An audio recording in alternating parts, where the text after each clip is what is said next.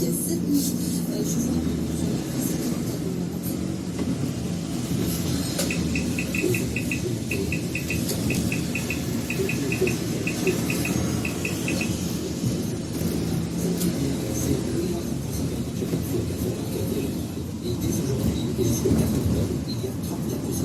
crédité sur votre carte Carrefour, sur la bouteille de Scotch Whisky, il y a personne. C'est ça, le département de l'autorité Carrefour.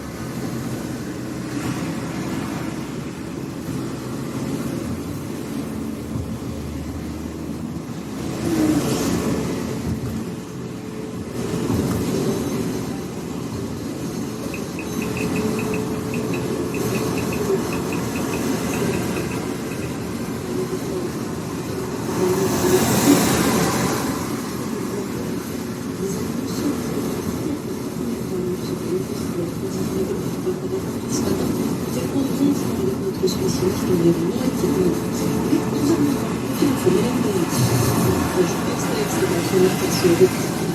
restaurateurs de Matignon. Le ministre essaie de rassurer sur le soutien du gouvernement après la fermeture totale des bars et restaurants de Marseille et d'Aix, où à 22h pour les bars de 11 grandes villes, le chef d'école Philippe Etchebest appelle ses collègues à une action symbolique vendredi midi devant leurs établissements avec un brassard noir. Orange, Bouygues Télécom, SFR et Free s'apprêtent à dépenser des millions pour avoir un meilleur réseau. C'est aujourd'hui que le début de la promotion des quotas 5 millions dans des enchères. Une conférence a fait ce matin le président Marcel, l'autorité de régulation des télécoms, et s'il n'y a pas de raison de préjuger d'une lucidité qui serait particulière à la 5G. Le plan de restructuration en termes d'unité sociale et économique en ce moment au siège de Renault près Paris. Le constructeur automobile prévoit 2 milliards d'économies sur 3 ans pour sortir du rouge et 15 000 suppressions de postes dans le monde et 4 600 en France. On appelle à témoin lancé par la gendarmerie pour comprendre ce qui s'est passé après la découverte dans un ruisseau du port de Victorine d'Artois. Cette étudiante de 18 ans portée disparue depuis samedi à Villefontaine en Isère. Aux États-Unis, des dizaines de milliers de personnes ont dû évacuer leur logement en pleine nuit en Californie. Des incendies ravagent désormais les vignobles de la Napa Valley, près de 14 000 hectares en Colombie. Ça fait développer le titre des élections, mais aussi les itinérants de la ministre de la Transition écologique, Barbara Pompili, annonce ce matin le bien de fin de semaine qui partira. Notre spécialiste environnement sur France Info fait le point avec nous, on commence donc avec les cirques et on va parler de l'interdiction progressive des animaux sauvages. Oui, c'est ça, dans les cirques itinérants. Alors, il y en a 80 d'après les chiffres du ministère de la Transition écologique, 230 animaux sauvages, pas encore de calendrier officiel sur l'application, mais un principe, celui de soutenir les professionnels et de les accompagner vers une reconversion de ce type de spectacle en retirant en premier les animaux les plus inadaptés à ce mode de captivité, parmi lesquels on peut citer évidemment les hippopotames, les éléphants les plus encombrants. Le compte à rebours, par contre, est lancé là pour les 4 élevages de visons. Ils sont appelés à disparaître d'ici 5 ans, jugés incompatibles avec les valeurs de notre époque. Les delphinariums vont aussi se séparer de leurs orques. Là, c'est d'ici 2 ans, et de leurs dauphins d'ici une petite décennie. Il n'y aura plus de nouveaux animaux et il n'y aura pas non plus de nouvelles ouvertures de delphinariums. Les cétacés pourraient être, c'est une piste installée dans des sanctuaires. On compte aujourd'hui 3 delphinariums. Un budget de 8 millions d'euros est prévu pour leur reconversion et celle des cinq. Et Étienne, pourquoi ces annonces maintenant, alors que les associations faisaient la demande depuis 1 an et demi? Oui, c'est ça, il y avait une concertation qui avait été lancée il y a maintenant 1 an et demi. Aujourd'hui, c'est une accélération. Barbara Pompili estime que c'est une marque de civilisation. C'est un tournant majeur, une nouvelle ère qui s'ouvre. Le bien-être animal est un sujet montant dans notre société. Plus de 400 maires en France s'étaient déjà prononcés contre les spectacles d'animaux sauvages dans les cirques sur leur commune. Un référendum d'initiative partagée a été mis sur les rails et le groupe d'opposition Écologie, Démocratie, Solidarité défend une proposition proposition de loi qui passe demain en commission. Et il y a donc un courant porteur qui place aujourd'hui Barbara Pompili comme la ministre assumée du bien-être animal après les critiques des ONG sur les sujets de la chasse et celui des néonicotinoïdes. Étienne Monin, spécialiste de la science et l'environnement de France Info. 11 ans dans le quart des enchères pour la 5G démarrent aujourd'hui, ça va durer une dizaine de jours. Malgré la défiance d'une partie de l'opinion et les multiples demandes de moratoire venues de plusieurs élus de la gauche, l'idée c'est d'attribuer les premières fréquences, ce qui devrait rapporter plusieurs milliards d'euros à l'État. Est-ce que c'est le bon moment pour ces enchères alors qu'il y a un vrai climat de défiance? On a posé la question sur France Info à Sébastien Soriano, le président de l'ARCEP. C'est le régulateur français des télécoms qui encadre ces enchères. Voici sa réponse. Au vu des éléments que nous avons en notre possession, nous pensons que la 5G peut être utile pour les Français. Et donc on n'a pas de raison de la refuser aux opérateurs. En revanche, il faudra qu'on travaille sérieusement sur la question de l'encadrement par rapport à toutes les craintes légitimes qui s'expriment. L'Agence nationale de santé, l'ANSES, doit rendre dans 6 mois exactement un rapport qui est très attendu sur les effets de la 5G, notamment, mais pas seulement, sur la santé. Si jamais ce rapport concluait à un éventuel risque, un éventuel danger, est-ce qu'on pourrait encore faire marche arrière? Est-ce que dans ce cas-là, l'État rendra l'argent des enchères aux opérateurs? Écoutez, je ne peux pas dérouler toute la pelote, mais en tout cas, s'il y avait un enjeu sanitaire qui était avéré sur les questions de fréquence, il faudra effectivement se poser la question de l'émission de la télévision, de la radio, du fonctionnement des talkie-walkie, et de la 4G et de la 5G, donc de tout ce qui utilise des ondes. Effectivement, il faudra se poser la question de savoir est-ce qu'on continue tout ça ou pas. Aujourd'hui, il n'y a pas d'études qui montrent cette dangerosité des ondes. Il faut rester vigilant, c'est un sujet important, il faut conduire les études. Mais aujourd'hui, il n'y a pas de raison de préjuger d'une nocivité qui serait tout d'un coup particulière à la 5G qui apparaîtrait. Alors les 4 opérateurs vont faire leurs offres, il y a 11 lots à attribuer. Quel est l'enjeu? C'est celui qui en achète le plus qui aura forcément le meilleur réseau. En partie, puisque nous avons garanti qu'il y a un minimum de 50 par opérateur en échange d'un certain nombre d'engagements. En revanche, nous laissons la possibilité effectivement d'aller jusqu'à 100 MHz.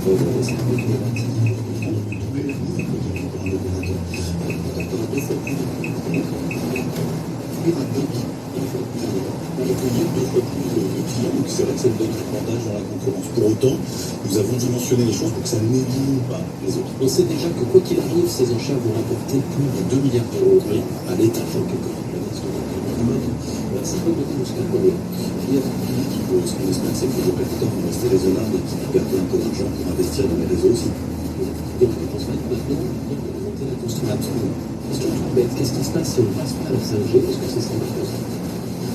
Je pense que c'est quand même risqué de prendre un handicap vis-à-vis de la compétitivité internationale. Parce que les autres le font. Oui, parce que la 5G, c'est pas seulement pour les gens, c'est aussi l'organisation des communautés. Vous avez par exemple le groupe de Hong Kong qui est très engagé dans la 5G, qui a attiré d'opérateurs de la logistique de culture.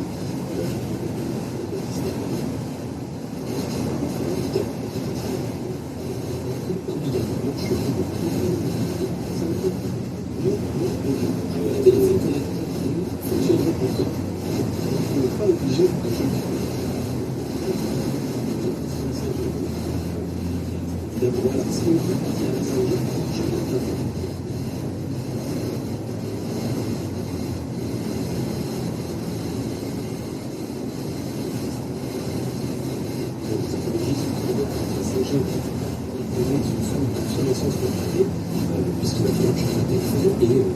Alors, je tiens à parler de fabriquer des nouveaux. Ce qu'on a constaté avec la 4G, c'est qu'en fait, les gens attendaient un changement de téléphone qu'ils avaient déjà prévu, un cadeau de Noël, ou le fait que l'ancien téléphone soit cassé pour changer de technologie. À l'époque, c'était pour passer de la 3G à la 4G. On s'attend à ce qu'il y aura des geeks, évidemment, qui voudront avoir la 5G tout de suite. On s'attend à ce que les gens renouvellent un peu au fur et à mesure. En revanche, il y a un vrai sujet de structure qui est la manière dont les opérateurs, les équipementiers de terminaux, tout cet écosystème met beaucoup en avant et pousse au renouvellement. Et ça, c'est un sujet qui peut être préoccupé pour les enjeux écologiques. Sébastien Soriano, président de l'ARCEP, le régulateur républicain indépendant de ce projet. Pour la 5G, elle démarre aujourd'hui. Il était l'invité de Marc Fauvel sur France Info. Les télécommunications entreprise. Quand on dirige une PME, on doit penser à ses clients, à ses fournisseurs et aussi à l'anniversaire de Patricia la comptable. Joyeux anniversaire Patricia. Merci. Mais grâce à la fibre et à l'accompagnement de Bouygues Télécom Entreprise, je sais que je peux compter sur mon réseau internet. Et ça me détend. Et oui, avec la nouvelle solution fibre sécurisée de Bouygues Télécom Entreprise, bénéficiez de nombreux services inclus comme le backup 4G automatique. Tout ça pour seulement 79 € hors taxe par mois. Appelez gratuitement le 3100. Engagement 36 mois sous réserve d'éligibilité. Offre sous les conditions. Backup également. Sur France 5. Face à une crise économique historique, la France a décidé de reconquérir son indépendance sanitaire, alimentaire et surtout industrielle en relocalisant. Mais ce nouveau défi est-il réalisable? C'est Montréal spécial, un documentaire et un débat porté par Caroline Roux ce soir à 20h50 sur France 5 et déjà sur la plateforme France.tv.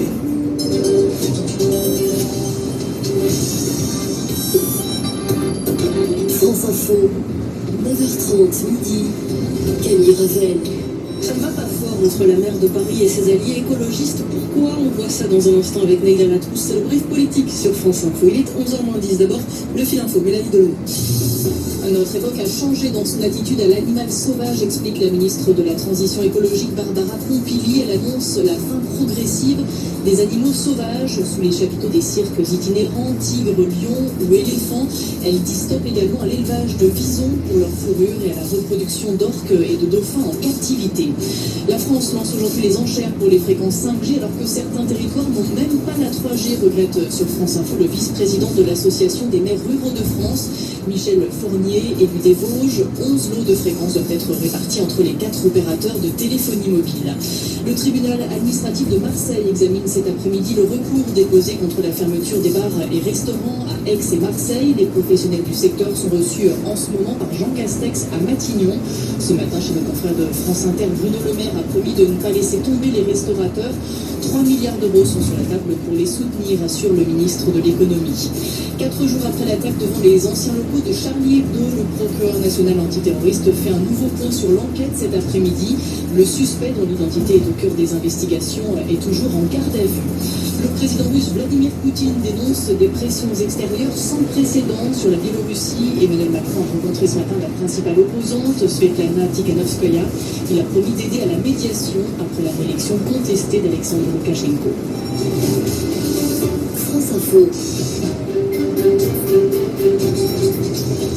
Le brief politique. Bonjour Neila Latrousse. Bonjour. Le torchon brûle entre Anne Hidalgo et ses alliés verts à la mairie de Paris. Et ça, c'est l'info du brief. Et la majorité est comme une cocotte minute prête à exploser. Faudra-t-il menacer de ne pas voter le budget pour être écouté? S'agace un élu écologiste.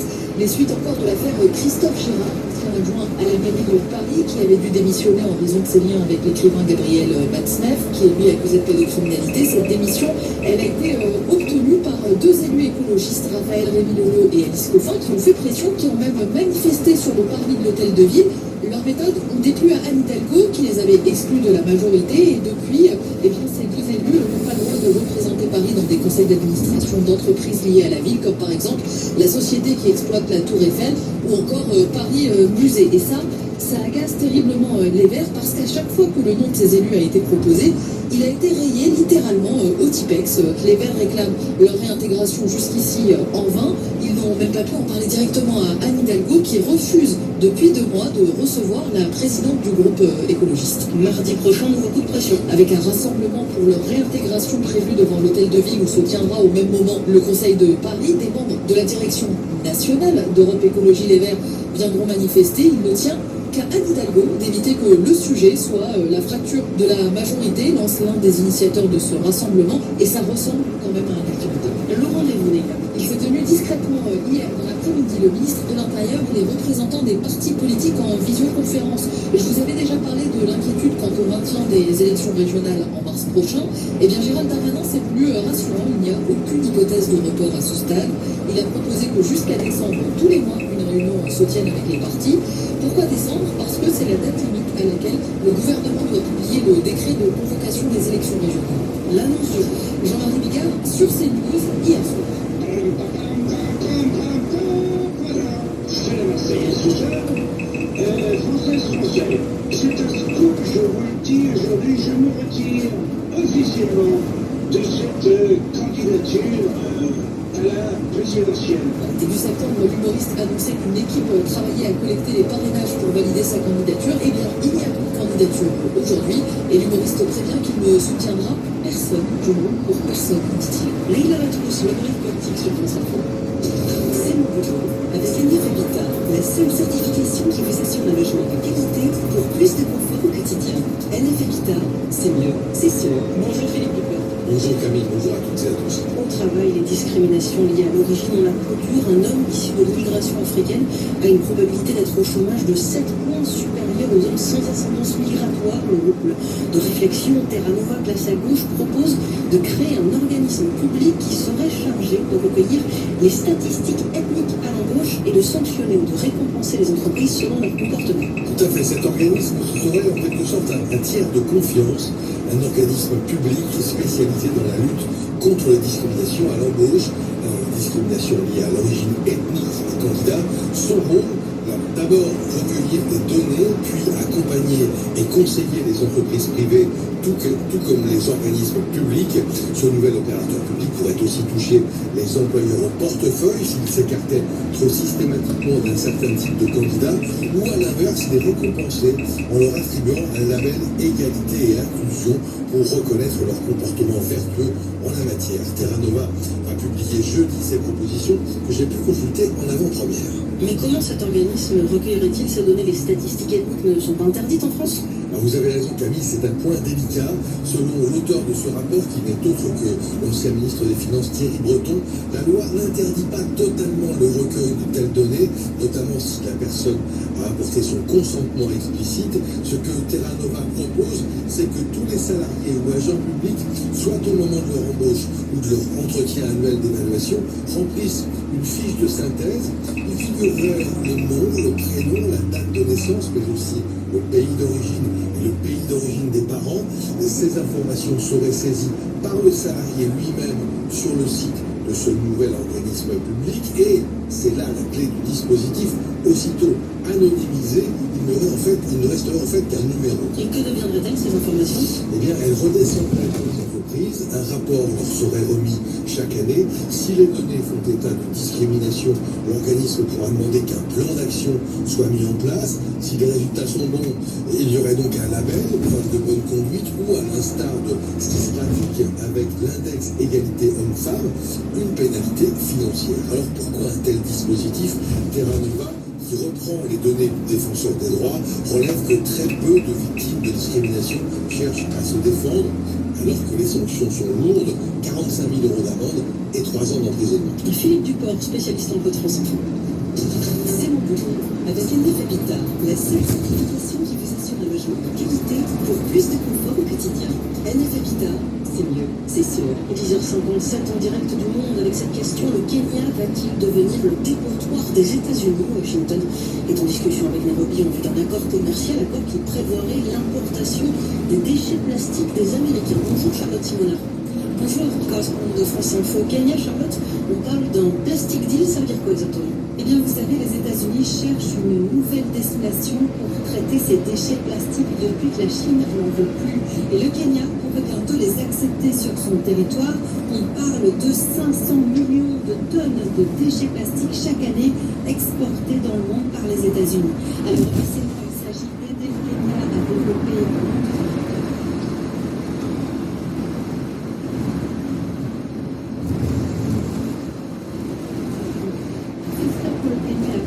de milliers d'emplois créés et peut-être même un accès libre au marché américain pour les produits kenyans.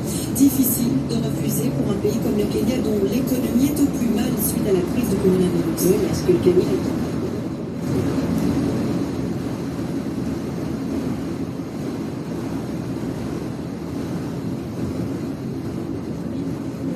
Greenpeace a lancé une pétition justement pour empêcher cet accord avec les États-Unis. Frédéric Njehou est responsable de Greenpeace Afrique ici à Nairobi. Le Kenya n'a absolument aucune capacité de recyclage et encore moins de stockage pour des millions de tonnes de déchets. De plus, seuls 7% de ces déchets peuvent être recyclés. Le reste terminera dans les décharges. C'est une menace énorme pour la vie marine, les rivières, les sols, sans parler des fumées toxiques qui s'en dégageront. Cet accord est totalement déséquilibré. Nos standards environnementaux seront revus à la baisse au nom des investissements et d'un libre accès au marché américain. Market access. Et Charlotte, où en sont les discussions? Alors les négociations sont au stade préliminaire, c'est-à-dire que les deux parties sont en train de s'accorder sur un texte de base pour démarrer justement les négociations, sans doute d'ici décembre prochain déjà. Tout a commencé en fait lors de la visite du président kényan à la Maison-Blanche en février dernier. Donald Trump et son équipe ont alors abordé le sujet à ce moment-là. Et de retour de ce voyage, le président kényan s'est dit impatient de conclure cet accord. Impatient pourquoi? Eh bien parce qu'il quittera le pouvoir en 2022 et il veut probablement inscrire ce deal à son actif. Ce sera le premier accord commercial bilatéral signé par les États-Unis avec un pays d'Afrique subsaharienne et cela ferait la fierté des pays. Charlotte, madame correspondante de France Info à Nairobi. France Info Météo, avec Pilote, fabricant de stylos innovants et de gammes respectueuses de l'environnement. Au quotidien, écrivez vos plus belles histoires avec les stylos Pilote. À retrouver sur pilotepan.fr. Le temps pour aujourd'hui, c'est légèrement pluvieux au nord-ouest de la France, plus lumineux au sud de la Bretagne et la frontière belge, temps couvert et humide qui s'impose en apportant donc parfois un peu de pluie. Plus au sud des Pyrénées aux Alpes et aux régions méditerranéennes, le temps est sec et ensoleillé malgré un ciel parfois voilé. Le Mistral et la Tramontane faiblissent, les températures en très légère hausse. Ça varie entre 15 et 20 degrés sur la moitié nord, 17 et 23 au bord de la Méditerranée. Vous écoutez France Info, bienvenue à tous, il est 11h. France Info, 9h30, midi, Camille Rosel.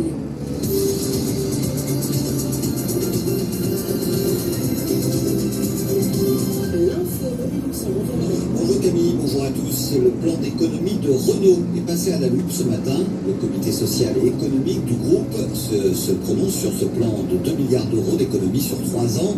Un vote uniquement consultatif à propos notamment des 4600 postes bientôt supprimés en France.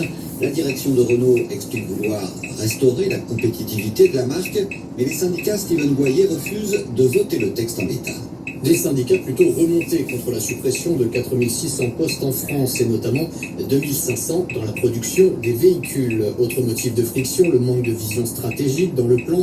Le nouveau directeur général de la marque aux losanges, Luca De Meo, en place depuis 3 mois, ne présentera ses orientations qu'en janvier prochain. 4 sites sont concernés par les suppressions de postes. La question de l'avenir des sites de fonderie de Bretagne dans le Morbihan ou à terme celui de Dieppe où est produite l'Alpine est posée, tout comme à Maubeuge dans le Nord. En région parisienne, l'activité de Choisy-le-Roi sera elle transférée sur l'usine de Flins. Le plan avait été présenté au mois de mai, soit avant la perte causée par le Covid, plus de 7 milliards d'euros pour le premier semestre pour Renault, ce qui fait craindre aux syndicats de nouvelles annonces de la direction d'ici la fin de l'année. Stephen Boyer, c'est aujourd'hui que sont lancées les enchères pour l'attribution des réseaux 5G, une procédure d'attribution des fréquences aux 4 grands opérateurs de téléphonie, Orange, SFR, Free et Bouygues Télécom. Ces enchères devraient rapporter plusieurs milliards d'euros à l'État. Les premiers services 5G pourraient être opérationnels dans certaines villes françaises dès la fin de l'année. Le gouvernement se mobilise pour la cause animale. La ministre de l'Environnement, Barbara Pompili, présente aujourd'hui un plan pour le bien-être de la faune sauvage captive. La présentation d'animaux sauvages dans les circuits itinérants va être progressivement interdite, de même que l'introduction et la reproduction des orques et des dauphins dans les 3 delphinariums que compte la France. Barbara Pompili annonce aussi la fin de l'élevage des visons d'Amérique pour leur fourrure. C'est potentiellement le tournant de la campagne présidentielle américaine. Donald Trump et Joe Biden ont rendez-vous ce soir à Cleveland, dans l'Ohio, pour un premier débat télévisé. 2 autres face-à-face suivront les 15 et 22 octobre. Même si les intentions de vote restent stables, avec un avantage à Biden dans les sondages, le président sortant espère un faux pas de son adversaire. Joe Biden, de son côté, pourrait tenter d'exploiter les récentes révélations de la presse sur les impôts impayés de Donald Trump. Roland Garros avec l'élimination hier soir au premier tour de Gaël Monfils, le Français battu par le Kazakh Bublik. Le Russe Danil Medvedev, numéro 5 mondial, chute lui aussi face au Hongrois Fucsovic. Pas de problème en revanche pour Rafael Nadal, vainqueur du Biélorusse Gerasimov.